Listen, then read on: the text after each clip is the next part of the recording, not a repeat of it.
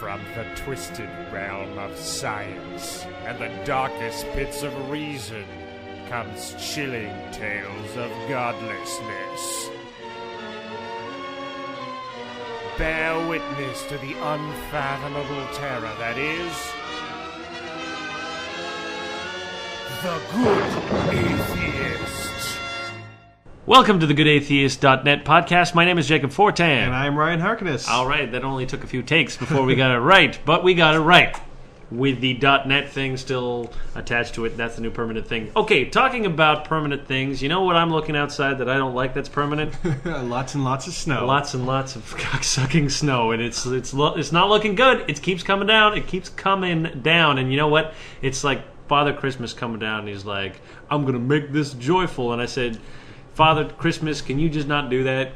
I want Bermuda Christmas. That's what I want. It is times like this that I am so happy that we are unemployed and therefore don't have to go anywhere except a block away to the convenience store or 2 blocks down. Don't say unemployed. We're self-employed. No. Down to the grocery store or the welfare office. We work for ourselves. We just don't make a lot of money. That's the difference. A person who's unemployed does nothing but get high and play video games all day. Okay, well, we only do that half of the day. Here's a question for you, Jake. What do you call a boss that doesn't pay you? A slave owner? So we are slaves to ourselves. I guess so. No, that's not too bad.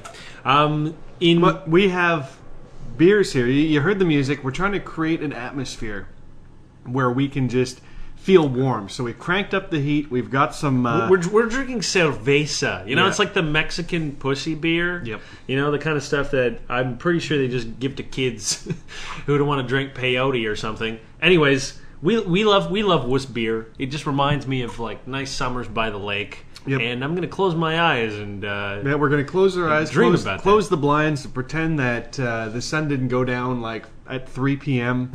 and that it's not minus 30 degrees outside. And I feel like we're living near, in Alaska or something like that with the amount of sunlight that we're getting. It's ridiculous. Well, here's a religious question for you here. You know how... What's the deal with hell always being, fiery and everything like that? Everybody's always associating...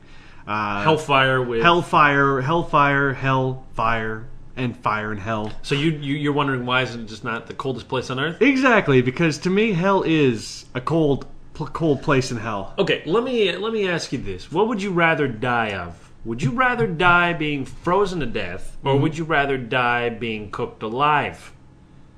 See, the thing about the cold is that eventually you just get numb, right? You get numb to it. You're just like, I don't feel nothing anymore. That's not a good sign. That's a cop-out because, before that happens, you get this crazy, hardcore pain like your body is being crushed by a giant. It is quite horrific. Okay, all right. I'm not going to take that away from you, but I think that the problem basically is that there's a tolerance and a threshold to cold, how much your body can recognize cold. But that's nowhere near as high as a threshold as crazy fire. Crazy fire. I'm sure that, people who were burned alive, thinking that they're people thinking they were witches would probably be like, send me over to Siberia, it's a better life. Yeah, throw me in that cold lake and let me die of hypothermia instead. It's definitely going to be less painful. But I guess that's the whole thing, and I'm sure there is a history that I don't know about. They wanted hell to be the worst place on earth for all the unbelievers. Isn't that comforting to you?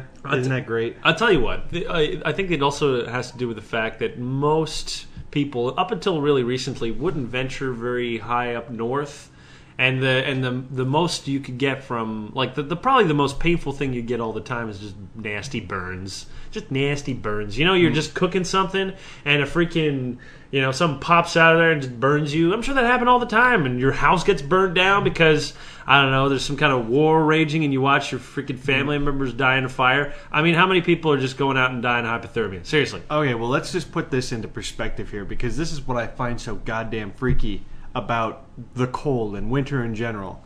If there was a place on Earth where fire fell from the sky and burned everybody to death that wasn't inside, no one would live there. Yet, on the other side of the spectrum, here we are up in Canada, It's minus 30. If we were outside right now, even in the warmest stuff, we would die overnight. We would die because this snow is falling from the sky, and it is so cold that it would kill you. I don't think it's quite that cold. Look, there's plenty of bums right now that are probably outside, and they live. They survive. It's not as bad as fallen brimstone. They die unless they're sleeping on vents and stuff. They really do. And there's tons of shelters because we're not jackasses who don't have a social safety net. That sounds like it's a subtle message to all of our American fans. Hey, you know what? They can't control what their government does. Very nice. You know what? That's for the other radio show. I'm going to have to edit that out. Whatever. It's all good. We're having cerveza. It's nice and warm in our little tropical living room. It is tropical. We're starting to heat again. Yeah. All those bills are piling up. We're like, fuck them. The government can't cut us off in terms of for the heat. You're not my slave driver. I'm my own slave driver. So you can't tell me what I'm not allowed to do.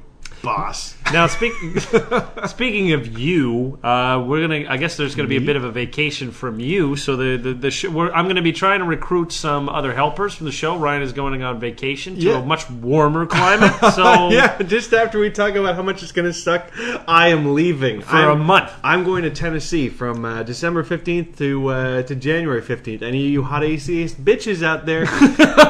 Now they're really gonna be down with you. Yeah, give me a shout, yo. It is the Ryan Harkness Seeds Across America. You could do him a really big favor, kind of like one of those Christmas and New Year's thing, and just, you know what, just sleep with him. Just do it. If you could.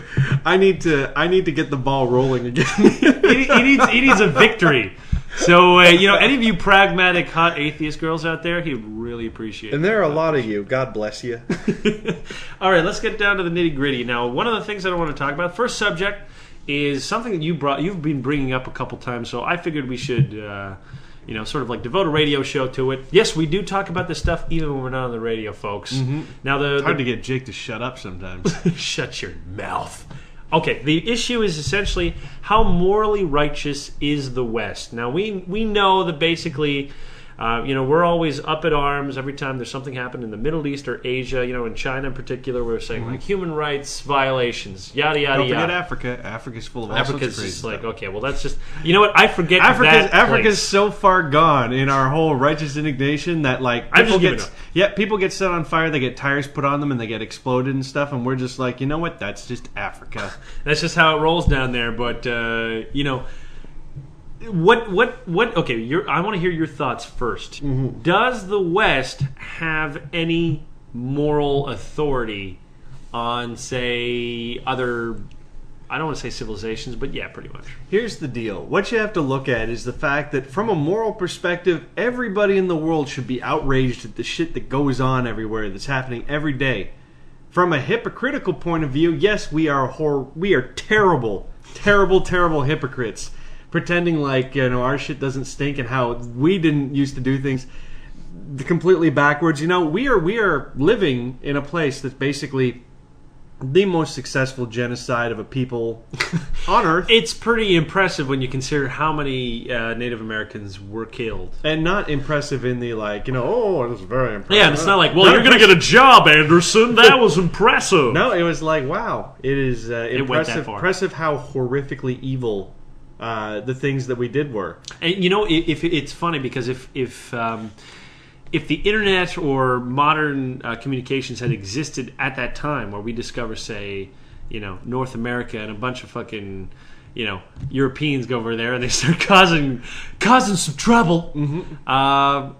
I guess it would be a little different. We would do things a little bit different, wouldn't we? Yeah. I mean, I guess the problem is if the West. And by the West, I mean mainly Caucasians. I'm not gonna beat around the bush. I mean, mainly white people here. Here's the racial agenda of the show is being revealed. I'm gonna tell it like it is. That white man's gonna be brought down. Oh, wait a minute. Okay, so basically, you're actually, this is funny because you've got a teensy tiny little bit of Native American blood in you, don't you? And ironically enough, I also have quite a bit of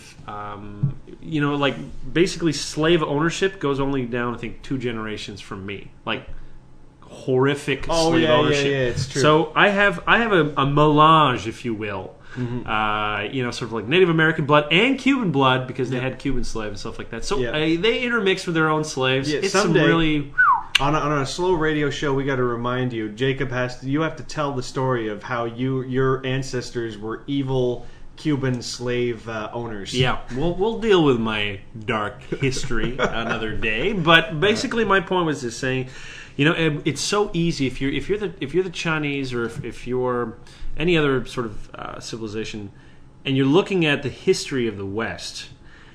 Yeah, we really don't have much moral authority, because we've been doing this morally righteous thing for how long now? Not very long. I mean, back still in the 1960s, there were lynchings going on. 1960, man, that's like 40 years.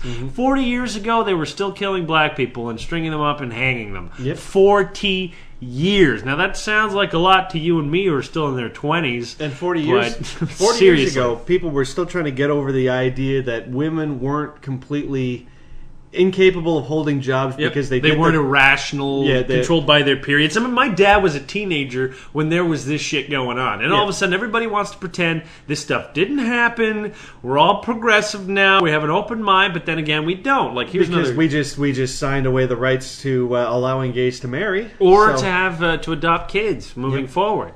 I mean, there's other things too. There's the fact that Hispanics now are like the most hated minority in the United States. Not more than Muslims, but that's the other part. See, they're hated for different reasons. It's like head to head. They're head to head. You know what? Like, who's hated more? Hispanics are basically regarded as bottom-feeding job stealers, and Muslims are all regarded as terrorists. Yeah, backwards terrorists. Backwards. Because that's going back to the whole thing of us looking at them with our Western righteous attitudes and saying that these guys are obviously all dirty. Because they have no culture, no civilization. I mean, it's funny that. That history has erased all of the achievements of Persians or just sort of like the Muslim world in general. I mean, the only reason that we have the works of ancient Greece is because of Muslims theologians who kept that shit written up. Otherwise, all the Christians destroyed that shit. They destroyed it. It was gone. Burned it all down. They burned it all down, and all of a sudden they were living in Dark Ages. Gee, I wonder why that happened, eh? I wonder why they called it Dark Ages. Well, we destroyed all of the work that was happening up until then. We figured it'd be all good. All you need is God, right? No, wrong. I mean, so backwards was the West that the majority of constellations in the sky actually have... Islamic origins, not Western origins. Like the Greeks started naming constellations and stuff like that, and stars systems, but they're only the tip of the iceberg. They didn't do the majority of that work, but they did set the ball rolling, and all of a sudden that ball just got lost. The ball got dropped hardcore. Yeah, but let's not go all the way back to who did what on this. I don't want to go back that far, but to suddenly sort of like make a blanket statement of saying, oh, this Muslim people have always been really backwards, stuff like that. Historically, it's actually the sophistication of their culture is historically much more progressive than the West. It's just they're in a bad spot right now. they fell into a little bit of a rough patch. You know what? They're having their medieval Dark Ages right now. But seriously. It's really not that different than, say, what we saw in America with what was going on with the neocons, banning stem cell research, hating nanotechnology, which we'll get to.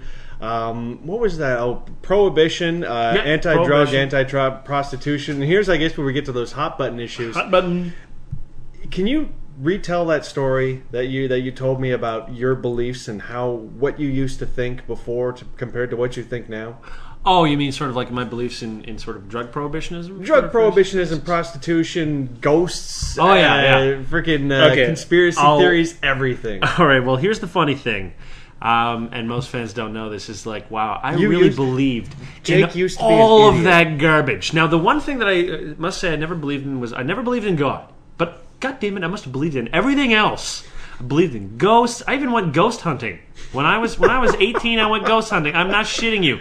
Brought a camera. I went with a couple friends. We went to haunted places. And we tried to see if we could just sort of like film that shit. Obviously, guess what? Big waste of time. Sure, you had a lot of good fun, like, ooh, I'm scared moments. Like, the room is getting colder. Let's get out of here. Ah. Exactly. A moment like that happened. We're like, holy shit, did you see that? Something happened. I mean, I was You know those cheesy moments you see in those crappy shows like Ghost Hunters or whatever? Mm-hmm. I mean, I was living that. I was doing that. That's how pathetic that I was. I mean, I believed so much in JFK's assassination was a conspiracy that I had read a book called The Lone Assassin, which was written by Jim Garrison, who I realize now is a fucking idiot, but at the time, I thought he was the man. He seemed to me at least to have all the credibility in the world. Here was a district attorney for Louisiana who had basically gone after and tried to uncover the John F. Kennedy's assassination because one of the guys who he believed took part of it actually lived in Louisiana, and Lee Harvey Oswald actually was living there for a very long time. Mm-hmm. So basically he just decided to kind of figure things out, and he wrote a book, and Oliver Stone's movie JFK is based entirely on the book. Mm-hmm. And I believe the fucking movie too. Mm-hmm. And it wasn't until I started doing a little bit more research in everything. I mean, I just decided, okay, stop. I need to reassess my beliefs because I didn't know anything. I was really knowledgeable in useless garbage. I was your expert in the JFK assassination and ghosts and stuff like that. Only in the pop culture sense of it, because exactly. You didn't actually know what was real. You just knew what society threw out there. Right. I was a giant repository of garbage information. You know what I mean? Mm. And yeah, like when you juxtapose that against how the West views its values, mm-hmm. right? Like, I think that there has been, in the past few decades at least, just a large change in the way that we view, the opposite sex, the way many of us view homosexuals, the way that we view other religions and stuff like that, right? There has been a giant growth there. And a lot of people would tell you, oh, back in the old days, things were better. What, are you fucking joking? I mean, back in the old days, I mean, women were barefoot and preggers at home.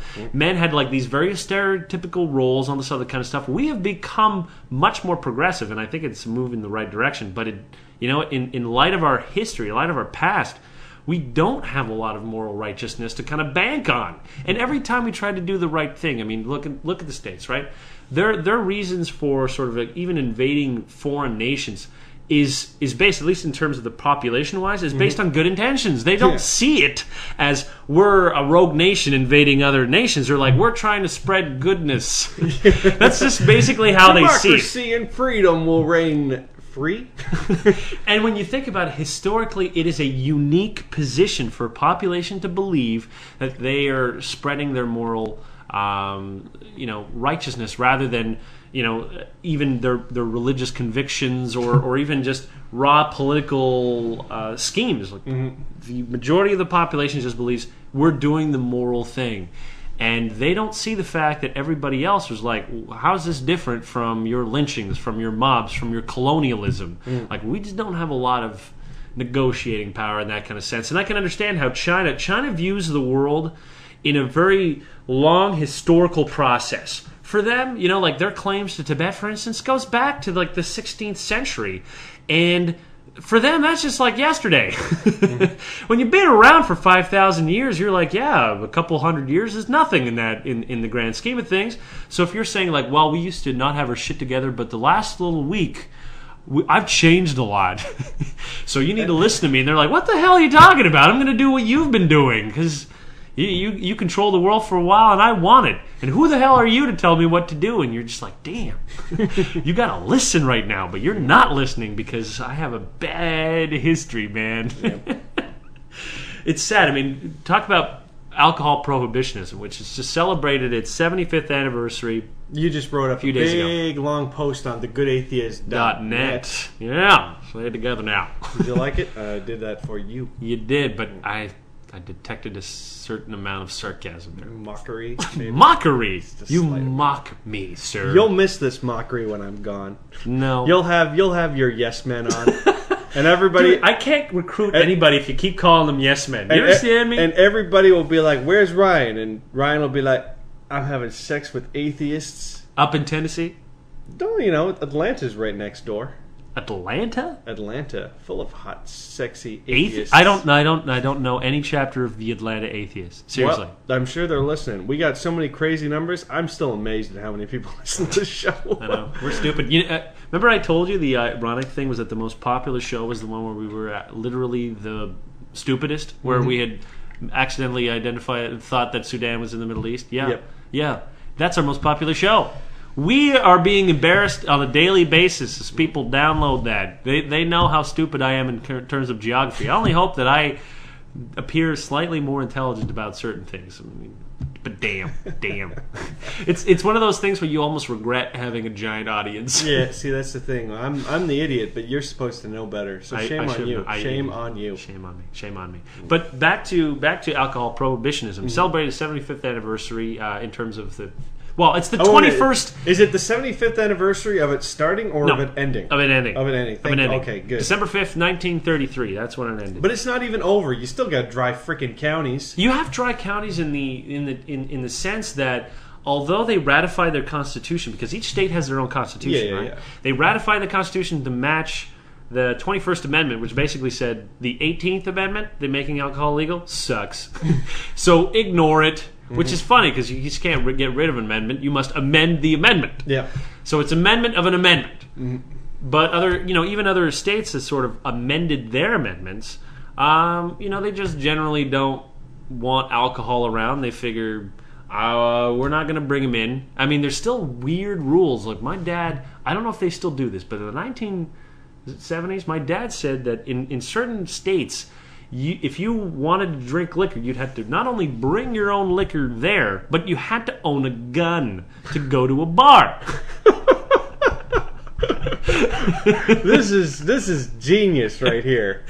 The idea was that if everybody owned guns that go to bars, no one was going to start anything. Because the problem was half the bar had guns and the other half didn't, and then fights started and people died. My God. So it was kind of like mutually assured destruction at the bar. That's just beautiful. That is absolutely beautiful. I mean, again, this is a subject on moral righteousness when you have a place that basically says you can't get drunk unless you have a gun. Kind of difficult for you to go around saying you need to absorb our values. But there is one thing that I've said, I've said it a few times on some of the other podcasts, is that I do believe that there is a sort of moral codes that are better than others. It's kind of the same way, it's the same thing that happens with the scientific method, right? Newtonian physics works, but it's not perfect. Yeah.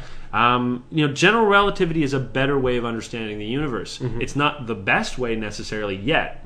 We can find something else, but if you were to compare the sophistication of Newtonian physics with Einsteinian physics, you would be like, wow, this is much more sophisticated and it describes the universe much better. Yeah. And I think morality is the same way, where you say, this morality of saying, well, don't kill your neighbor, but eye for an eye is okay, isn't as sophisticated as one where you have, a well-established system of rules and laws that allows for a certain degree of punishment. We have different degrees of murder. Murder committed in passion is different from murder committed premeditatedly, or murder that's done accidentally. We make those, we divide those up, and I think that is part of the sort of like the growing and the maturing of Western society into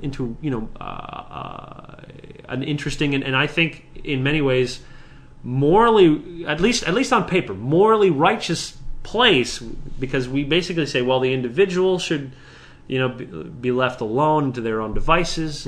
Freedom is important. Freedom of the press. I think these are all values. Don't get all up in their morals and values and everything else. Those are phenomenal values, and I think that that's the biggest contributing thing from the United States is the fact that they were able to show the importance of the individual and the independent and the individual's freedom, where before there was nothing greater than the state or the government. Or the kings or whatever. Exactly. Everything that you did, you were basically an extension of your country. And that was something that America basically... It's funny because America is extremely patriotic. So in some ways, they're constantly trying to drag themselves back into that arm of America thing. It's true. It's the great... it's like, what's that ingredient? Is it the shit or is it the sugar? I want more shit. It's like, no, concentrate on the sugar. The sugar's good. The sugar is the individual freedoms of every person in America, and that's what needs to be kind of pushed. I guess it's based on one really simple value, and it's that an individual should be able to choose for themselves how to live their lives, so long as that doesn't interfere with the development of anybody else. And you know what? It's a simple value, but it's a value that I think has a lot of implications. I mean, you look at some of these countries where we deride their morality, and a lot of it has to do with the fact that their moral laws and that kind of stuff aren't built around the individual. They're built around an institution. They're built around, say, in the Middle East, around a religious institution where we need to have Sharia law and all this other kind of stuff. And then in the East, where it's based around the government, right, where it's Confucianism meets communism, where it's like there are certain classes of individuals. Though you can try to sort of like work very hard in your class, there's only so much you can sort of upgrade. So I think that those values, and I'm not going to say they don't work, because you can have a stable society. They can work, but if you look at them and saying, are they moral environments? Is there something that we want to emulate? You're like, no. But here's what's funny too. I mean, you watch a Chinese not a kung fu movie, but an epic movie, and watch. Here's a classic example: Hero. And at the end, you realize how different the mentality of Asia is compared to sort of like America, where Jet Li in the end of Hero, he's supposed to kill this one main bad guy, the Emperor, who's trying to bring together all of China. And when he meets him, the Emperor basically tells, well, if I unify China, there'll be order and peace, and so on and so forth, and you should just be willing to accept this level of evil. Basically, the good guy's like, you are right. And he sacrifices himself. And that is it. That's the movie. Yeah. Now, if we watch this movie now, we'd be like, oh, the hero lost. But we don't get it. We don't get it. In their view, the state won, and that was all good. And for us, we're just like, if the state wins, then who does win? Just an invisible organization. Not even existed. It doesn't even exist. It's just a concept. It is a concept. It's a concept in our minds, and isn't that just awesome? The concept, see, that's the whole thing, and I think the strength of relying on the individual is not a concept. It's a physical thing you can identify with. But a state you don't have to identify with. And if you put ultimate power towards a state, towards something that doesn't have a personality, doesn't have any liability, how can you even hope that this state is going to treat you well?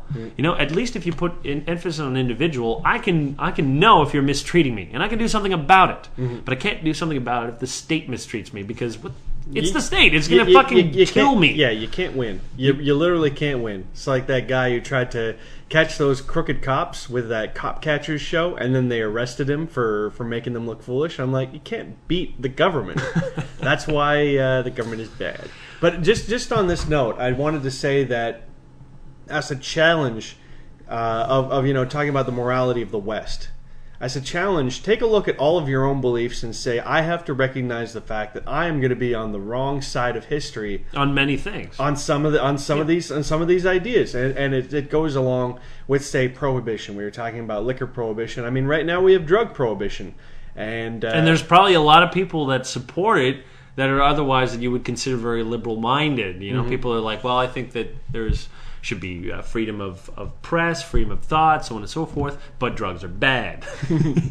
And we can't allow people to have drugs. Yeah, or prostitution as well. That's another example. And these are two, I like using these ones here because they're hot-button issues, because even if a person is like, I generally think that it wouldn't be a bad thing if prohibition of drugs ended, at the same time they would also acknowledge the fact that it would probably get kind of hairy.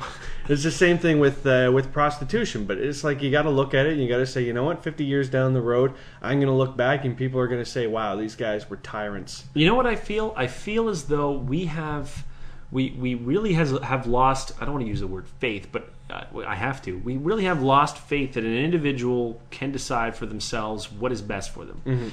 Drug prohibition or even making prostitution legal is the classic example of that. A person, let's use a prostitute, a person who wants to sell their body for money, if that's a choice of theirs, we're like, you can't make that choice. We're not going to allow you to have that choice. That choice leads to moral and societal decay. And basically it's saying that, well, freedoms are okay, but all these freedoms would basically lead to nothing but chaos. And I just don't generally find that that's true, because any places that actually has a legal version of those gets messed up in some kind of bureaucracy anyways. It's when you make something out like tobacco legal. Are you growing tobacco out of your backyard to smoke your own cigarettes? You can't be bothered. Mm-hmm. You know what I mean? I mean, even in places where prostitution is legal, they still go through, government regulation and so on and so forth. It's in our nature. We want that now. Mm-hmm. But I think that we have to be careful about what we mandate, what we allow the government to have control of, because when we do that, every time it erodes that value, the value that a person can decide for themselves what's right and what's wrong. Mm-hmm. And I feel like we just don't trust it anymore. We get burned a couple times, and all of a sudden you're like, well, we can't handle it. That's it. We have such a gigantic vision of what we consider the idiocy of the masses, and it goes back way long. Is that Churchill's statement was the greatest case? You want to know what the greatest case against democracy is? Just talk to an average voter for an afternoon. That kind of thing. It's like everybody says, you know what, it would be great if we could do this, but the majority of Americans are dickheads. It's funny because, the Founding Fathers wanted only rich landowners to vote originally. That was their concept, because they told themselves the average proletariat is a fucking moron, and they would vote in a dictator in a heartbeat. The second Washington dies, it's like freaking Sarah Palin of the back days would come in and huckster everybody. Yeah, although I think one of the reasons why back then such a thing didn't occur is, surprisingly enough, a good deal of Americans were at least pretty politically aware. I mean, you're dealing with the fact that when the populations were a lot smaller, odds are you probably knew your representative, so yeah. You got involved. And if your government screwed up, your town was probably going to die. It was basically, back in the day, it was that simple. It was like, we got no well water. Well, Representative Jefferson will take care of it, or not. If he doesn't, he's dead. Yeah, we'll kill him and his family. We'll turn him out to the engines. We'll let them sort him out. And you know what happened? I think what happened is that as populations grew, and even as the government grew, the amount of fear the government has of its own people greatly diminished. I mean, the government isn't afraid of its people. Well, it used to be in the 70s. Well, you know what it was? It was afraid that there would be a meltdown, but I doubt that public officials really felt threatened if they messed up. Basically, they were afraid there would be if you take a look at what was going on in the Vietnam War, there was a whole bunch of things that the government wanted to do that they couldn't do because basically they were in a situation. Well, they wanted to nuke them, didn't they? They literally wanted to drop nuclear bombs on Vietnam, and they knew that nuclear. No, you can stick with nuclear. It's all good. It's all good. You know what? I'm not gonna discuss that this time. But all those fuckers with that. I'm sorry for my language. I know this isn't the swearing show, although I think we're breaking records for the number of times we've said shit so far. But I'm sorry. These people that get on that whole nuclear thing. It's like, you know what? All sorts of words are pronounced all sorts of different ways. I know February is supposed to be pronounced February. Who pronounces it that way? Nobody. Anyways, keep going on with your nuclear. Yeah. So they couldn't do it because basically they knew if they did, they would literally get ousted from power. Not as in like a crazy rebellion and the government would get pulled down, but in a literal. Everything gets shut down. Washington is crawling, like literally crawling. The numbers of people back then, everybody likes to make fun of and mock the hippie movement. It was a very smart move by whoever. It's public dissent. Whoever big brothered that whole thing to make the 70s and the 60s all about free love, acid, and whatever. It's like they ignored the fact that these were politically active people who were very ready to get shot in the face with a rifle in order to fight the evil that the government did. It just feels, it's sad. It's sad that nowadays. It's not sad that that's gone. I'm glad it's gone. Look what's happening in Greece. Look at these people who are so involved in their government, throwing firebombs all over the place. I am glad. They need to fear in the U.S. They need to fear their populace a lot more than they are, because I think that all the shit that's been going down has a lot to do with the fact that the population doesn't give a crap anymore. Mm-hmm. I mean, now they've managed to make it so that if there's any dissent, a person says, "Well, you're un-American. You're a bear. You must be un-American if you don't believe in our country." And you're just saying, like, listen, it's important to have dissent. Just because they carry around your flag doesn't mean they're going to represent everything that you believe. That's the whole idea of the thing. I'm not saying there's anything wrong with dissent. I'm just saying I'm glad that there aren't a bunch of people in America with extremely strong political ideas that they're willing to die for. Because you know what that is? That's Palestine. It doesn't have to get to that level. I mean, there's a nice medium. We're just experiencing a really crappy version of that medium. And I think, again, I mean, going back to the very subject that we're talking about, how morally righteous is the West? How morally righteous are you indeed when your own government does something that is immoral and you do nothing to stop it or nothing to punish those people that were guilty of that? And, you know, all of a sudden, a lot of that moral righteousness that the United States used to have is now gone. And I don't think anybody realizes how dangerous that is right now, to have lost all moral righteousness. Now what are you supposed to do when Russia goes around and it tries to, you know, fuck with everybody else? What are you supposed to do? What are you supposed to do when China starts, like, ignoring environmental laws or anything else? What are you supposed to do? And you know, it's like that one time where you got a buddy and he should be listening to you. You know, he's dating a crazy girl and you just want to tell him, listen, buddy, you can't date her. But he's just chosen to ignore you that day, and it's like the worst decision of his life. Well, guess what? When you lose moral righteousness, I mean, that was the superpower that was the United States. Forget your military might. You guys are so crazy thinking that was what mattered. That's ridiculous. It was never your military might, morons. Everybody just looked at America like their rich older brother, that if you listen to him, you'll be rich too. And then it turned out that was a big lie. Yep. And now no one wants to listen to him. Well, your big brother got broke buying guns.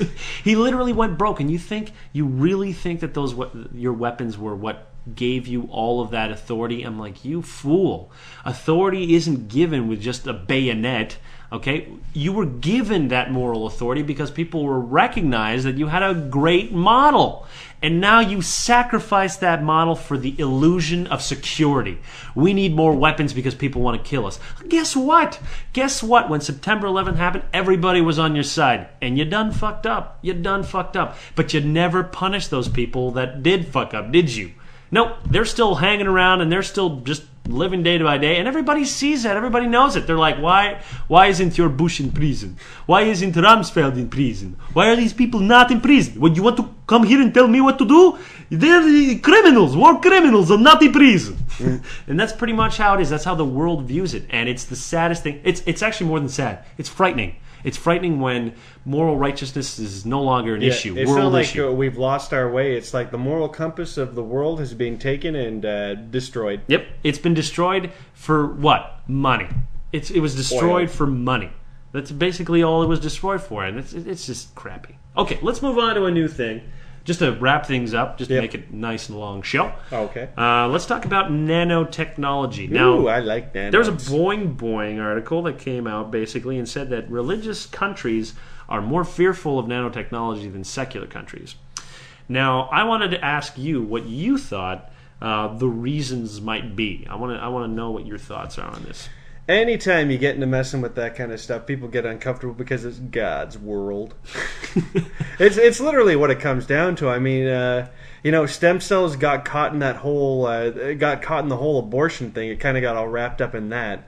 And that was really unfortunate. But you're never going to get away from the idea of as soon as you start really unlocking the human genome and taking away God's right to decide if you're going to have a boy or a girl or any of that other stuff. As soon as you go beyond that, you're immediately causing all sorts of problems. So, of course, nanotechnology, that is so far beyond that, anytime that people, I know I'm saying a lot, I apologize, But I know. You take it to the point of nanotechnology, and of course people are going to be freaked out about it because it's like miniature God action going on all over the place, but through science. Once again, science takes another bit of God's majesty and just adds it to the toolkit. It's really funny because you look at a lot of religious conservatives, and they always want to go back to the way things were. Back in the old days with farming and stuff, and it's just there's this illusion that thinks this illusion from these people that think to themselves, well, they're just they're growing their crops and stuff like that, and and they're not playing God. But you have to realize that just crops themselves are human beings having playing God for thousands of years. Selecting fruits and vegetables that we liked, that we wanted to eat, selecting animals that became domesticated. I mean, talk about playing God here. Look at your house. Look at your cat. Okay, that's playing God right there. More like dogs. Dog dogs, breeders are way more hardcore because it's like they. I mean, I don't know many people that are breeding cats to be like, I wanted to be like this and that. But people who breed dogs are crazy. They're like, I got a 40-year plan to create a new breed of dog, and I'm like, holy shit! And you go to church every Sunday. Yeah, they're pretty much like that. It's really funny because they just don't view it as a different species. Yeah. And ironically enough, I mean, the way that we identify species is essentially the inability to breed with another organism. Yeah. And for humans, and I keep telling you this, I said the only reasons that we consider ourselves superior or different from chimpanzees or monkeys is just because we can't breed with them. But the only reason we can't is just because we just have one less chromosome. And fuck shit up. I still disagree with that statement. I think that's really weird. That we miss a chromosome? No, not that we miss a chromosome. That you say that we think that monkeys are less whatever. Because imagine if you could breed with a monkey. How would that change our view of things? It would be pretty messed up. It would be pretty damn messed up. I mean, they even tried doing that during the Second World War. Actually, they tried breeding humans with gorillas to make super soldiers. What? Oh my god, that must have sucked for the frickin' soldiers that were forced to do that. I'm sure they did it through artificial insemination or something. They didn't just be like, go fuck this monkey. That doesn't make any sense. It's hilarious in my mind, though. I'm thinking of it. You remember the beginning of Pineapple Express? Yeah, same thing. It's just that ridiculous. Yeah. But my point was basically that we create this mental divide, right, with dogs, because dogs can still breed with wolves and other dogs of different breeds, and they're like, well, we're not creating new species. But come on, look at a miniature, sort of like poodle, and then look at its, just look at a pit bull. I mean, for God's sakes, they look completely different. I mean, I can't think of two animals that look different than a pit bull and a poodle. It's like if you could tell the difference, it would be interesting to see what the difference of the world would be if you could, basically took the skulls of a couple of different, white people, black people, Asian people, whatever else, and line them up, and it's like, oh yeah, I can tell that this one's an Asian because they have that extra bone. They have that extra bone there. They have gigantic, well, not gigantic noses or snouts or lips or anything like that. Because you didn't just say that. This is why you never went into biology and stuff like that, because you know what, you would have been controversial. I would have had a lot of ignorant. I would have said a lot of inflammatory things. Probably wouldn't have worked in favor of science. No. But yeah, I mean, you're the essentially, like, when you, apart from the very minute physical differences of just our skin color, I mean, even then we consider different races, right? Well, look at a damn pit bull and a poodle. To even lump them in together is ridiculous. Yeah. Or a greyhound. I mean, how alien looking is a greyhound dog? It's creepy. It looks like it comes from another planet. But here's the thing: we haven't really talked that much about nanotechnology. Let's get back onto the idea of nanos. Nanos. And all that good stuff. I know you did a lot of research on it, so you can lay the smackdown on us. I did. Well, it wasn't so much the smackdown, as I just wanted to give everybody kind of like a perception of what nanotechnology does. Yeah, the way I look at it here is that, no one even really understands nanotechnology as far as, the concepts and what's behind it and what we can really achieve with it. So, of course, everybody's afraid. Of course, the religious people are more afraid because they just, it's funny. Well, people don't really realize that nanotechnology, at least in certain senses, is becoming a reality. Like there's, for instance, they even have studies about the relative toxicity of certain nanomaterials. Like there's these carbon nanotubes, and they're small. Now, just to get an idea of how small any nanotechnology is, like the difference, a nanometer to a meter is the same as the size of a marble to the earth. That's like the scale. Okay, a nanometer is tiny. You know, when you go to shave, well, the time that it takes for you to lift up the razor to shave your face, your hair is grown by 1 nanometer. Okay, so it's a tiny amount. These are tiny, tiny things. Yeah. Now, there are real issues and real concerns when it comes to nanotechnology. For instance, like they found it's taking over the Earth. Well, no, okay, that's different. Those are the big like molecules, big, right? But nanos, like a nano carbon tube or whatever, is much smaller than a molecule, and that's kind of like the fear because. Say you're breathing that in. You're breathing in, nano carbon tubes. They're sharp. And they just pass right through you. It can just tear you up, kind of a thing. That's basically the fear. They were saying that, for instance, it might have the same effect that asbestos has on our lungs and stuff like that. And it can just go right through you. I mean, not completely through, but it can, infect your skin and that kind of stuff just because it's so small. It's just so tiny. It makes a DNA molecule look gigantic compared to it. The pores in our skin are basically the size of the Grand Canyon. Exactly. Exactly. Throwing a basketball into the Grand Canyon. Yeah. So it's basically that's a field called nanotoxicology. So there are actually people that study that to find out what's going on. Now, I wouldn't want to be the soldier that has to do that test. Well, they yeah. Yeah, no, that's just you can move on. Just keep rolling.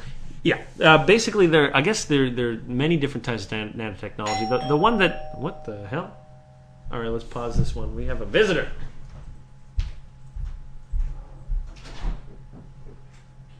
Oh, thanks, man. Get a key in the door. Oh.